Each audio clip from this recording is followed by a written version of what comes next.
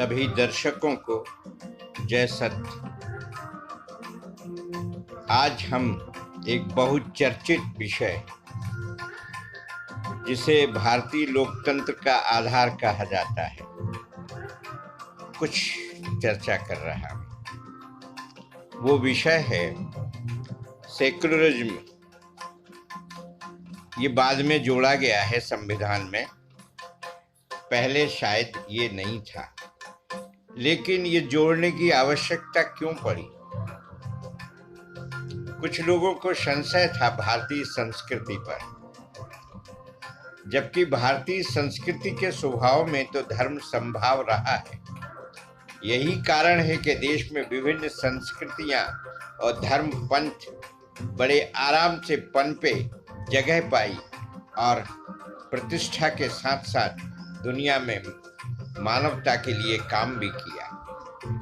लेकिन यही धर्म पंथ और इनके मानने वाले जब राजनीतिक सत्ता तलाशने लगे तब कठिनाइयां पैदा हुई और इसी का कारण था देश का विभाजन।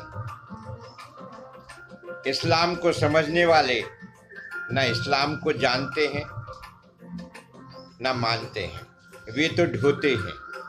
इसी तरह भारत के भी बहुत से धर्म पंथ अपने धर्म पंथों को ढोते हैं। धर्म के मूल को अगर समझ लें तो इतना सा धर्म संभाव या इतना सा सेकुलरिज्म है कि मेरा पिता है और मेरा पड़ोसी या मेरा चाचा है।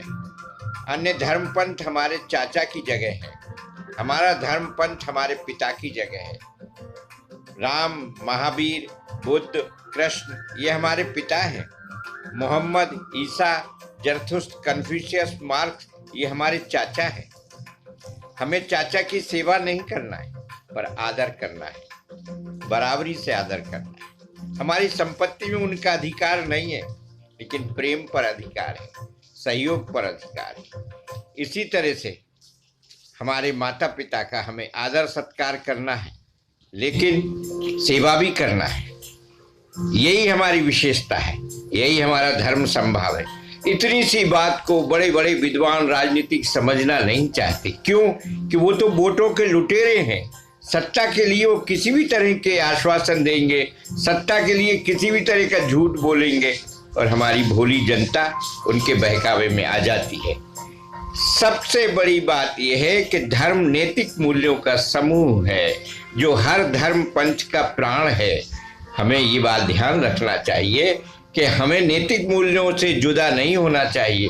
नैतिक मूल्य कोई दीन कहा है, सनातन सत्य कहा है, आगम कहा है और अन्य नए नामों में कहा गया है, लेकिन मुख्य चीज ये सत्य अहिंसा हमारे जीवन और धर्म के प्राण है। सत्य का मतलब लोकहित, अहिंसा का मतलब शाश्वत प्रेम। इन दोनों का सामंजस्य जीवन में बैठ जाए तो आपको कहीं कुछ करना नहीं है। जीवन का उद्देश्य तो आनंद लेना है, मौज करना है। हमारी आज की मौज कल की मौज को खत्म ना कर दे।